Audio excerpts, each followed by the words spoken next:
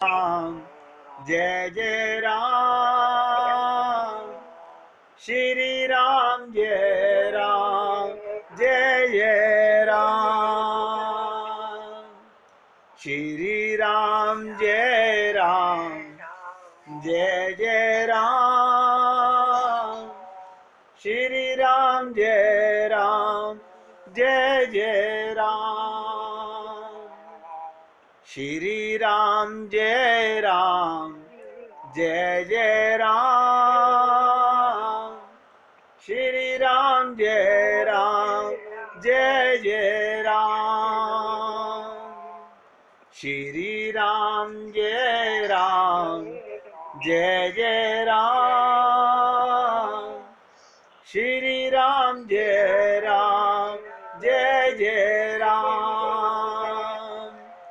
श्री राम जय राम जय जय राम, श्री राम जय राम जय जय राम। अब आप सब लोगों से हाथ जोड़ के निवेदन है, बहुत एकाग्रचित होकर सुनिएगा। देखिए, मेरे बोलने का लाभ कब है?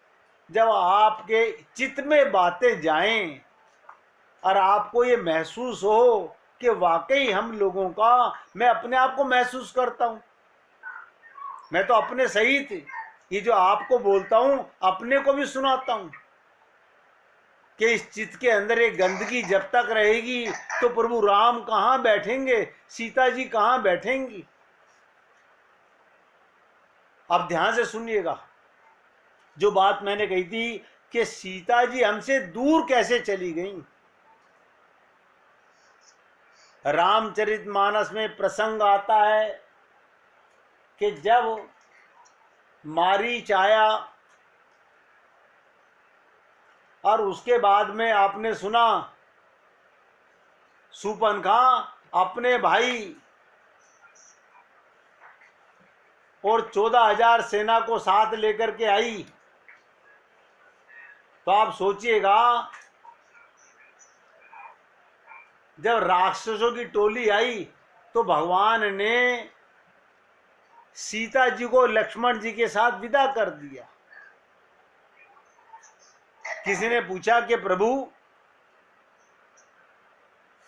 ये सीता जी को आपने क्यों भेज दिया? बोले जिनकी राक्षस प्रवृत्ति है, जिनकी राक्षस प्रवृत्ति है, जिनका मन मलिन है, वो सीता जी का दर्शन नहीं कर सकते। और सीता जी से कहा भगवान ने कि देखिएगा अब हमारे को वियोग की लीला करना है जन कल्याण के लिए।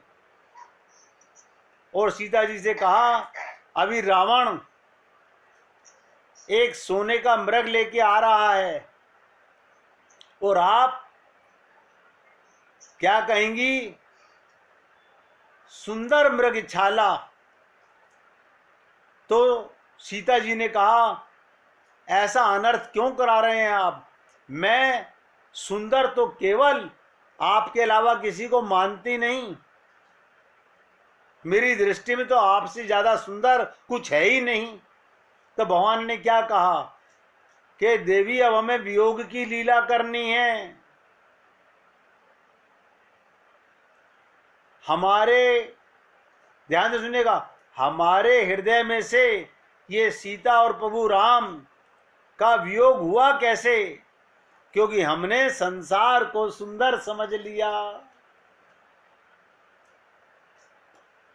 मुझे नहीं पता आप लोगों ने किसी संत से सुना हो, कभी आपके मन में ये भाव आया हो, जहां आपके मन में शरीर की सुंदरता, धन की सुंदरता, अपने मान सम्मान की सुंदरता आई, भगवान वहां से गायब हो गए।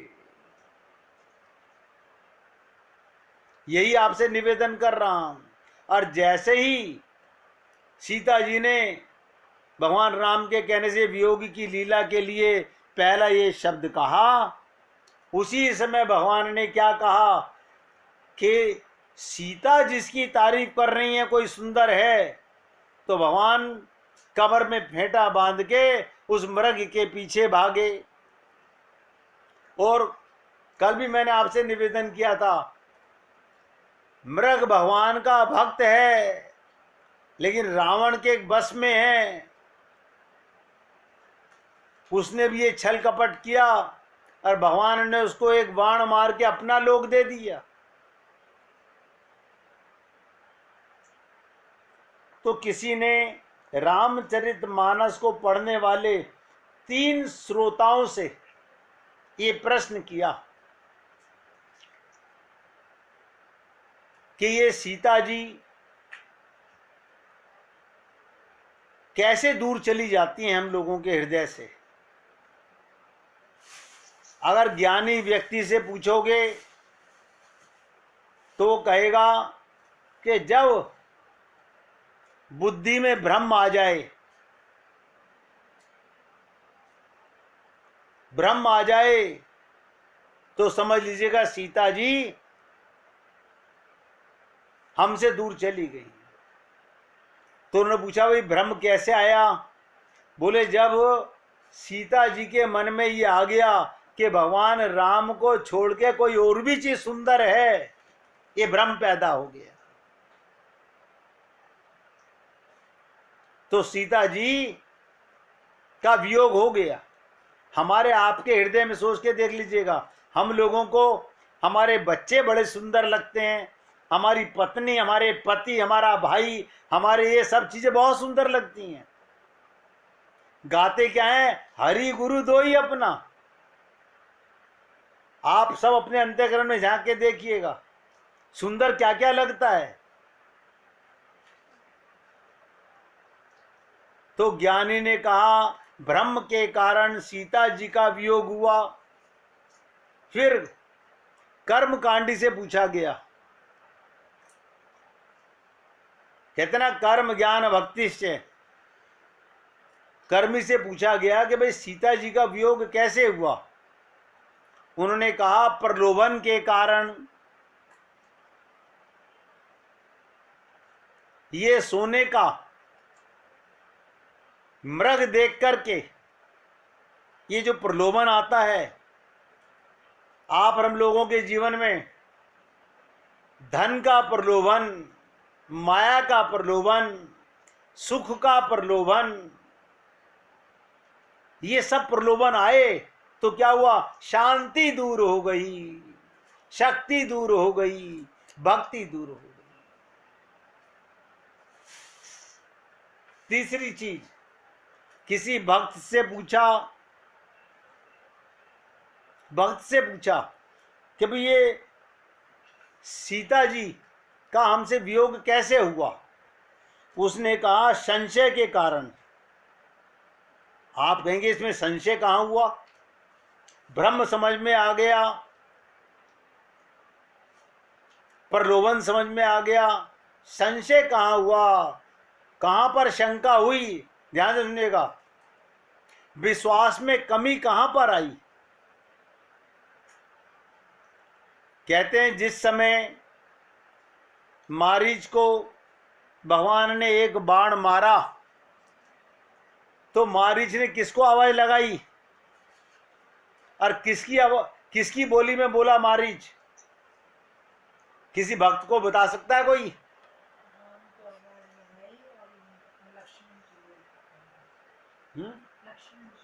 भगवान की बोली में लक्ष्मण का नाम पुकारा। बहुत सुंदर। अब ध्यान से सुनिएगा, राम की बोली में मारीच बोला, लक्ष्मण को पुकार रहे हैं। अब सीता जी को भक्ति में ये विश्वास कैसे चला गया? जैसे ही सीता ने कहा कि तुम्हारे भैया कष्ट में हैं, ध्यान से, सीता जी ने जब कहा लक्ष्मण जी को तो लक्ष्मण जी को बहुत हंसी आई। यानी ब्रह्म परमात्मा पर भी ये विश्वास नहीं हो सका। हम लोगों के जीवन में, भक्त के जीवन में से जब विश्वास चला जाता है, मैं आप लोगों को रोज बोलता हूं, आप भी आज भी देख लीजिएगा, हमारा विश्वास अपने गुरु और भगवान में है या परिवार में है।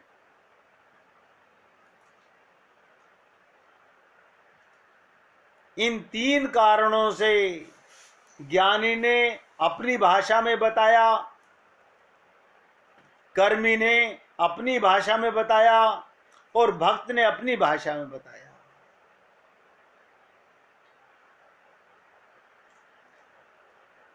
देखिएगा, सीता जी का हरण लक्ष्मण जी जब हंसे तो उनको जितने कटु शब्द सीता जी ने उस समय बोले, पूरी रामचरितमानस में कभी नहीं बोले। लक्ष्मण जी जानते थे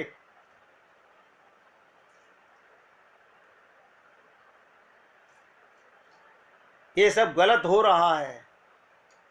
लक्ष्मण जी फिर भी एक लक्ष्मण रेखा खींच करके गए, लेकिन असली साधु, ध्यान से सुनिएगा, असली साधु लक्ष्मण जी थे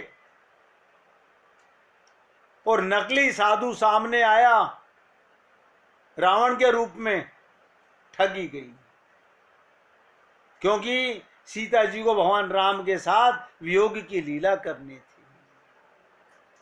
रामचरितमानस इतना गूढ़ रहस्य हर चीज में छुपा हुआ है। जब तक कोई श्रोत्रिय और ब्रह्मनिष्ठ गुरु हमारे जीवन में हमें एक एक शब्द को नहीं समझाएगा, आप और हम लोग अपने आप नहीं समझ सकते। तो देखिएगा, असली साधु जीवन से चला गया, जो वैराग्य था वो चला गया, नकली साधु का आगमन हो गया। लक्ष्मण जी कौन है? वैराग्य हैं, वो चले गए, उनको सीता जी ने भेज दिया। तो भक्त कहता है, जहां शंका संशय हुई, विश्वास में कमी आई, आप सोचिएगा हमारे विश्वास में तो कमी आती है। एक तरफ तो कहते हैं राम ही केवल प्रेम प्यारा, अरे जो कुछ होना है जीवन में वो हो रहा है और होगा, उसे कोई नहीं रोक सकता। लेकिन आपका हमारा मन बार बार दूषित हो जाता है, संशय करने लगता है, भ्रमित करने लगता है, प्रलोभन में आ जाता है। आज तो मैंने आपके सामने ये 3 बातें रखी कि हमारा सीता जी से वियोग होने का कारण क्या बना। हमारे जीवन में से 3 बातें याद रखिएगा। पहला मैंने कहा कि ये भ्रम जो पैदा हुआ हमारी बुद्धि में ज्ञान से, कि सोने की तरफ, दूसरा हमारे कर्म के अंदर ये जो प्रलोभन आ गया, हमारे पास तो धन आ गया, अब भगवान की कृपा हो रही है, हम भगवान को भगवान की कृपा समझते हैं। ये माया महाठगनी हम जानी, हम समझ नहीं पा रहे। जब आवे संतोष धन, सब धन धुरी समान। अब कल आपके साथ चर्चा करूंगा कि उन सीता जी को जो हमारे से जिनका वियोग हो गया है, उनको फिर दोबारा हृदय में लाने का क्या मार्ग है। एक ही साथ अगर दोनों बातें बताऊंगा तो इधर उधर मिक्स हो जाएगा। अब ध्यान से सुनिएगा, सीता जी को जब रावण ले गया चुराकर, अशोक वाटिका में बैठाया, तो सीता जी जहां बैठती हैं वो 5 वृक्षों के नीचे बैठती हैं, इसलिए चित्रकूट में भी पंचवटी है और दंडकारण्य में भी पंचवटी है। ये 5 वृक्ष नाथ देखें बिटप विशाला, पाकरी, जंबूर, रसाल, तमाल, इन तरुवर रहन मध्य बट सोहा। ध्यान से सुनिएगा, ये 5 वृक्ष कौन कौन से हैं? लंका की अशोक वाटिका में पांचों वृक्षों में से एक भी वृक्ष विद्यमान नहीं है, एक भी वृक्ष नहीं है। और ये पांच ही भक्ति के पांच भाव हैं।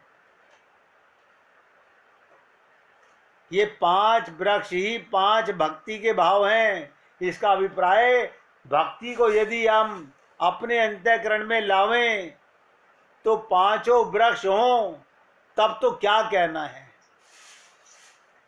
पर पांचों ना हो सकें तो कम से कम एक वृक्ष भी हो जाए तब भी ठीक है। रावण ने अशोक वाटिका में सीता जी को अशोक के वृक्ष के नीचे बैठाया। यह अशोक वाटिका मोह की वाटिका है। ये मोह की वाटिका है, रावण की वाटिका। इसलिए भक्ति देवी के बैठने योग्य नो तो वहां वह भावना है, ना विश्वास है, ना श्रद्धा है। बहुत ध्यान से सुनिएगा, भक्ति देवी सीता जी के बैठने योग्य ना तो वहां पर भावना है, ना विश्वास है, ना श्रद्धा है। मानो वातावरण प्रतिकूल है। किंतु श्री सीता जी को खोजते खोजते हनुमान जी उसी वाटिका में पहुंच गए। और अनोखा संयोग, ये ठीक उसी समय रावण का भी वहां पर आगमन हुआ। जिस समय हनुमान जी पहुंचे उसी समय रावण का भी आगमन हुआ। उस समय का वर्णन करते हुए तुलसीदास जी ने कहा, हनुमान जी वृक्ष के ऊपर बैठे हुए विचार कर रहे थे, अब मैं क्या करूं। और उसी समय रावण रानियों को लेकर वहां पहुंचा और तरु पल्लव मऊ रहा लुकाई, करई विचार करऊं का भाई, तेई अवसर रावण ता आवा, संग नारी बहु किए बनावा। उसके पश्चात वो भय तथा लोभ दिखाकर सीता जी के सामने प्रस्ताव रखता है। लोभ से, भय से, आप सोचिएगा, क्या आप और हम लोग लोभ से और भय से सीता जी को अपने करीब ला सकते हैं? रावण यही मूर्खता कर रहा है। कहता है, एक बार बिलोकुम हम ओरा, एक बार मेरी तरफ। गोस्वामी जी बताना चाहते हैं, इतनी निकटता के बाद भी रावण उनकी कृपा दृष्टि पाने में असमर्थ है। चुरा के तो ले आया, अपनी वाटिका में, मोह की वाटिका में बैठा लिया, लेकिन सारी वृत्तियां सीता जी को प्रसन्न करने के स्थान पर भय प्रलोभन दिखाकर आकृष्ट करने की हैं। और उस वाटिका में जब हनुमान जी आए तो उन्होंने श्री सीता जी को पाया। माँ की कृपा दृष्टि तथा माँ का वात्सल्य पाया और साथ ही साथ माँ का दिव्य वरदान भी प्राप्त कर लिया। देखिएगा, रावण लेके आया चुरा करके, कुछ नहीं पा सका, और हनुमान जी ने वहां आकर के माँ का वात्सल्य पाया। बच्चे को जैसे माँ प्रेम करती है, साथ ही साथ माँ का दिव्य वरदान भी प्राप्त किया। हनुमान जी ने माँ को पाने के लिए किसका आश्रय लिया, आप सोचिएगा।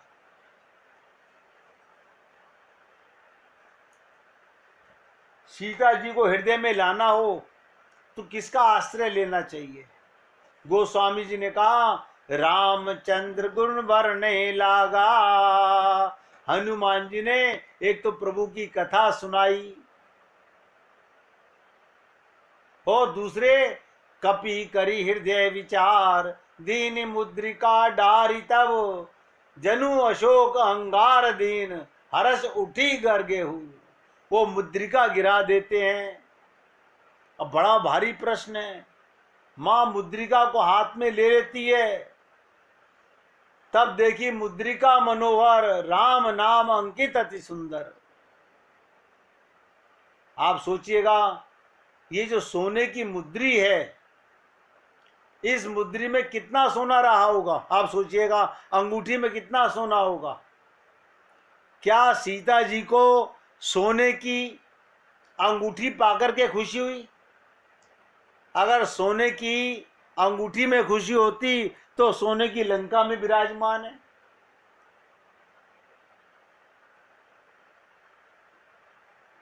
अभी कुछ देर पहले ही रावण आया और 400 को सोने की लंका का स्वामी था। उस सोने की लंका का प्रलोभन दिखाकर सीता जी को आकृष्ट करने की चेष्टा करता हुआ कहता है, कह रावण सुनो सुमुखी श्यानी। बोलो, जो आने वाले ना उनका फोन आ रहा है, बात करो। ध्यान से सुनिएगा क्या कहते हैं। रावण ने क्या कहा सीता जी से, कह रावण सुन सुमुखी श्यानी, मंदोदरी आदि सब रानी, तब अनुचरी करऊं पर मोरा। रावण सबसे महारानी सीता को बनाना चाहता है। ये सारी रानियां तुम्हारी दासी हो जाएंगी। परंतु आश्चर्य, सोने की छोटी सी मुद्री तो जनक नंदिनी को बस में कर लेती है और सोने का विशाल साम्राज्य उनको अपनी ओर आकृष्ट करने में समर्थ नहीं होता। सोने की मुद्री को देखकर जनक नंदिनी श्री सीता जी ने कहा, अरे ये तो अत्यंत सुंदर है। देखिएगा, सोने की लंका को सुंदर नहीं कहा,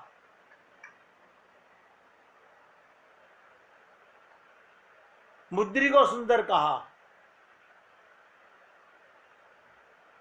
उस मुद्रिका में ऐसी क्या विलक्षणता थी? सोना सोना तो समान है। श्री सीता जी सुंदरता का प्रमाण पत्र दे रही हैं। गोस्वामी जी कहते हैं ये सुंदर इसलिए क्योंकि इसमें राम नाम अंकित अति सुंदर। राम नाम अंकित अति सुंदर, इसका सांकेतिक अभिप्राय जो हनुमान जी देह की वृत्ति से ऊपर उठे हुए हैं, उनके जीवन में विचार, विश्वास और वैराग्य घनीभूत रूप से विद्यमान है। वो मुद्री देकर कथा सुनाकर मां के समक्ष आए। पहले राम कथा सुनाई, मुद्रिका उनके हाथ में डाली। मानो हनुमान जी का तात्पर्य है, यदि हमें भक्ति देवी की कृपा पानी है, भक्त कथा भगवान नाम का आश्रय लेकर ही पाई जा सकती है। भगवान की कथा, भगवान का नाम आश्रय लेकर के हम तो आश्रय लेते हैं परिवार का, अपनी बुद्धि का, अपने अहंकार का, अपने ज्ञान का।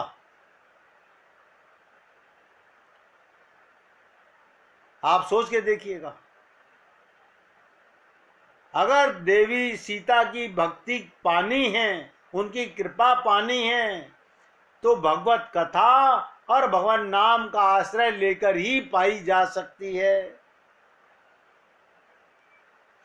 प्रेम भरे अंतःकरण से, प्रेम भरे अंतःकरण से जब भगवान का नाम लेता है, भगवान की कथा का स्मरण करता है, तब जनक नंदिनी की कृपा तथा वात्सल्य प्राप्त करके धन्य हो जाते हैं हनुमान जी। हनुमान जी ने क्या किया? राम नाम और भगवान की कथा सुनाई, उससे वात्सल्य प्रेम पा लिया। पर जो रावण के समान विपरीत पद्धति से उन्हें पाना चाहता है, सोने का महल, सोने का मंदिर, बहुत से लोग बड़ा अहंकार करते हैं, हमने सोने का मंदिर बना रखा है।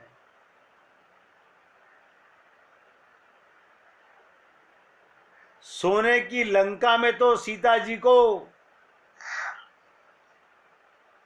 प्रलोभन मिल ना सका, आप सोने का मंदिर बना के भगवान को लाना चाहते हो। जो रावण के समान विपरीत पद्धति से उन्हें पाने का प्रयास करता है, वो विनाश का ग्रास बनता है। हनुमान जी ने जिस साधना के माध्यम से, ध्यान से सुनिएगा, जिस साधना के माध्यम से सीता जी को प्राप्त किया, वो दिव्य नाम है राम नाम। आप सोचिए, क्या आपके और हमारे जीवन में राम नाम की, गोविंद नाम की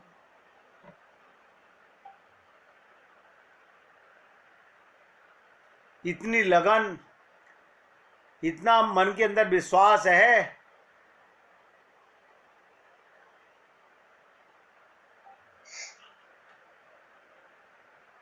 गोस्वामी जी बताते कि रामोपासना का रहस्य अपनी दुआवली में, हिये निर्गुण ने नहीं सगुन, रसना नाम सुनाम।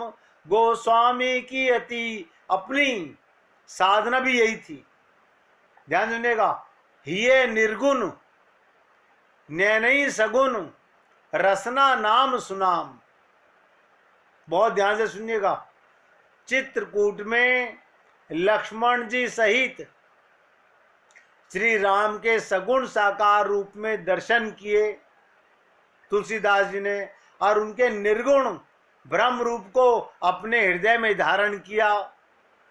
इसीलिए अपनी दुआवली में कहते हैं, हिये निर्गुण नैनई सगुन। आंखों से भगवान का रूप ध्यान करो और अपने हृदय में निर्गुण रूप को विराजमान करो, और रसना नाम सुनाम, और रसना से भगवान के नाम का कीर्तन करो।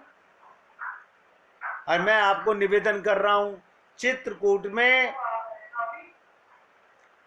लक्ष्मण जी सहित श्री राम के सगुण साकार रूप का दर्शन किया तुलसीदास जी ने, और उनके निर्गुण ब्रह्म रूप को अपने हृदय में धारण किया। ब्रह्म रूप को अपने हृदय में धारण करते हैं, और नित्य गंगा जी में खड़े होकर तुलसीदास जी कई घंटे राम नाम जपते थे। हम लोग तो माला फेरते हैं, किस लिए? माला कहते ना, माला फेरत जुग फिरा, फिरा न मन का फेर, और कर का मन का फेंक कर, मन का फेर। हम माला जब फेरते हैं तो हमारा ध्यान होता है वो जल्दी से धागा कब आएगा जिससे हमारी माला पूरी हो जाएगी। हम धोखा दे रहे हैं अपने आप को। इस प्रकार साधक को चाहिए, देखिएगा, मैं तो आप लोगों से निवेदन कर सकता हूं, मानना ना मानना आपके जीवन का कार्य है, आपका अपना जीवन है। आप चाहें तो इसी जीवन में अपना कल्याण कर सकते हैं। ये मौका भगवान की कृपा से मिला हुआ है, ये भगवान की कृपा है। हम उसको सदुपयोग करें या दुरुपयोग करें। हमें माचिस की तिल्ली मिली, हम चाहें तो उससे गैस जलाएं, और चाहे तो मिट्टी का तेल छिड़क के आग लगा लें अपने अंदर। भगवान ने जीवन तो दिया, मनुष्य शरीर तो दिया, संत महात्माओं का संग तो दिया। हम आपसे दो बातें बार बार निवेदन करते हैं, कबहू के करी करुणा नर देही। ये मनुष्य शरीर भगवान की कृपा से मिलता है। अब बिनु हरि कृपा मिले ही नहीं संता। ये संत महात्मा हम लोगों के जीवन में भगवान की कृपा से आते हैं। हम पैसा खर्च करके संत महात्मा को नहीं ला सकते। हाँ, कथा वाचक को ला सकते हैं, कथा वाचक को ला सकते हैं, लेकिन संत को नहीं ला सकते। इस प्रकार साधक को चाहिए, देखिएगा, बार बार बोल रहा हूं, बहुत ध्यान से सुनिएगा। साधक को चाहिए वो भी हृदय में क्या करें, अपने हृदय में निर्गुण परमात्मा का बोध प्राप्त करे, महसूस करे जैसे मैं निर्गुण हूं, आत्मा का कोई आकार नहीं है, ऐसे ही मेरे साथ में परमात्मा का भी निर्गुण रूप है। आपने देखा होगा शरीर से जब आत्मा और परमात्मा निकलते हैं तो उनका कोई स्वरूप नजर नहीं आता। क्यों? वो निर्गुण निराकार हैं।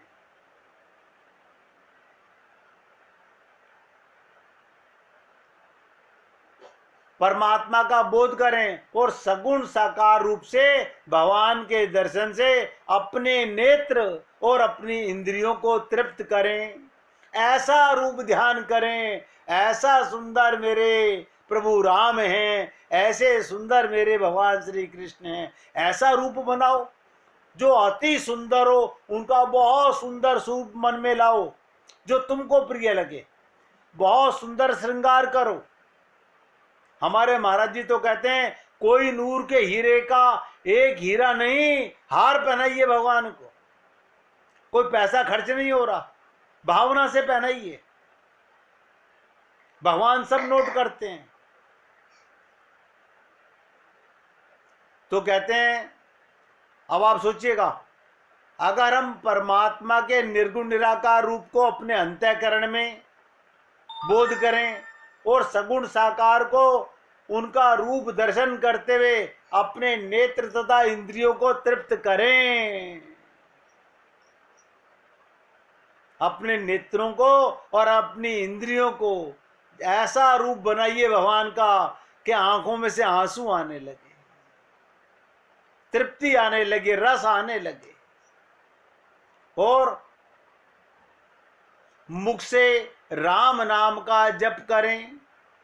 इससे अपने स्थूल और सूक्ष्म एवं कारण शरीर, देखिएगा हमारे 3 शरीर हैं। एक स्थूल शरीर है, एक सूक्ष्म शरीर है, एक कारण शरीर है। इन शरीर को कृत्य करके अक्षुण परमानंद की प्राप्ति करें। छोटी सी बात है लेकिन समझने में बड़ी विचित्र है। क्या जो बात मैंने बोली आपको कोई बता सकता है? 3 बातें मैंने क्या बोली कि भक्त को क्या करना चाहिए?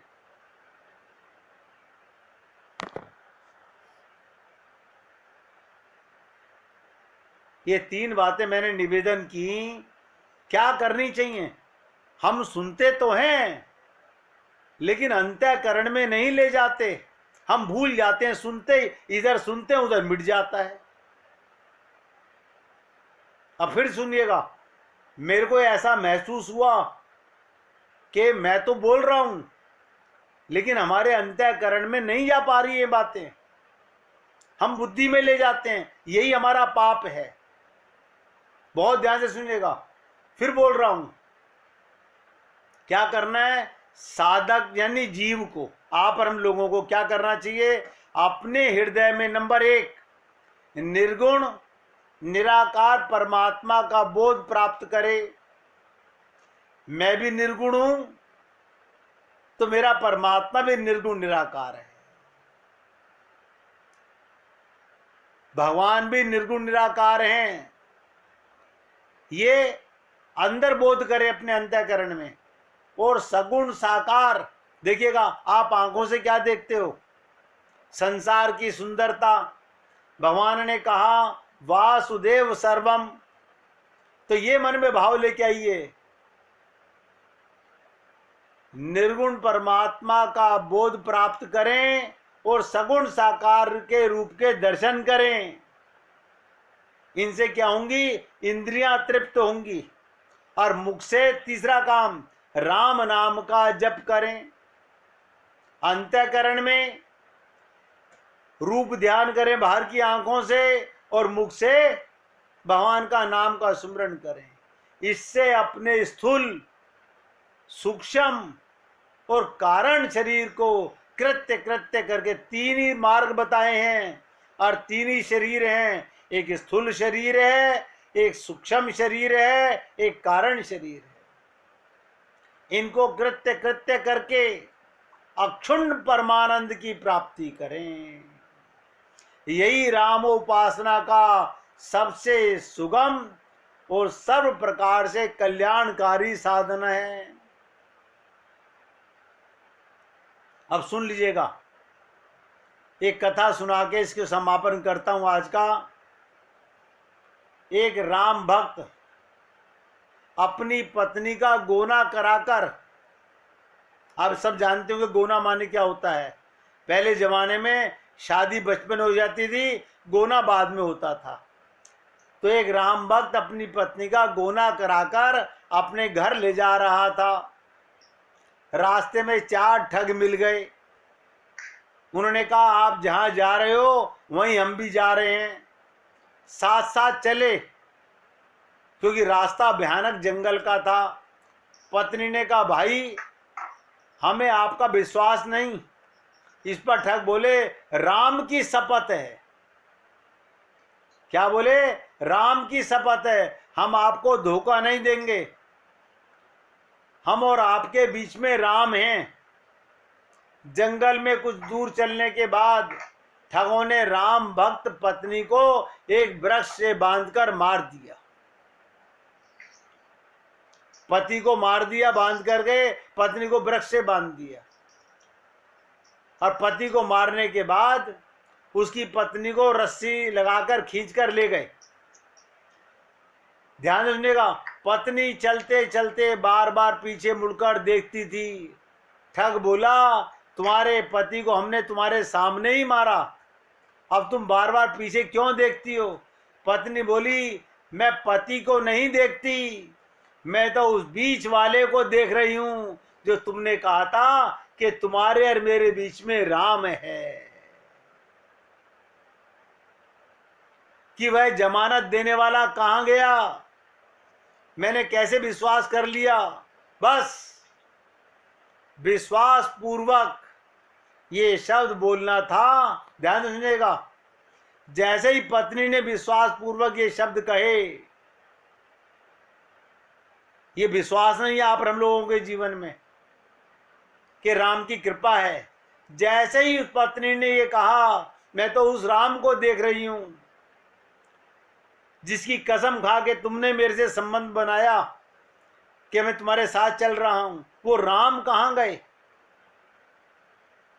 उस बीच वाले को देख रही हूं, वो जमानत देने वाला कहां गया? बस विश्वास पूर्वक ये शब्द बोलना था। तुरंत 2 घोड़ों पर सवार भगवान श्री राम और लक्ष्मण वहां प्रकट हो गए और उन्होंने चारों ठगों को मार दिया एवं उस स्त्री के राम भक्त पति को पुनर्जीवित कर दिया। इसलिए भक्त और उनके भगवान की सदा जय होती है। आज ये लीला सुना के समापन कर रहा हूं। विश्वास कीजिए अपने जीवन के अंदर, भगवान की कृपा से यहाँ पर हम लोगों को ये मौका मिला है। अब इसको ऐसे ही मत गंवाइए। निवेदन करना मेरा कार्य है, मानना ना मानना आपका कार्य है। आज भगवान राम का